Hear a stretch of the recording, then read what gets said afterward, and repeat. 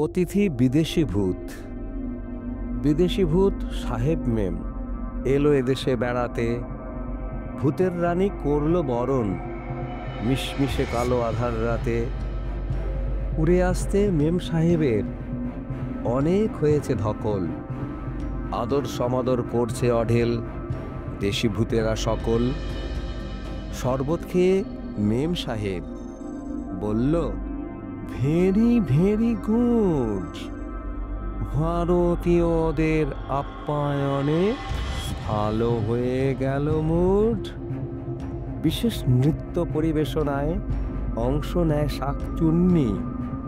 তাই না দেখে মেম সাহেব বলেন, হলাম ধন্যি।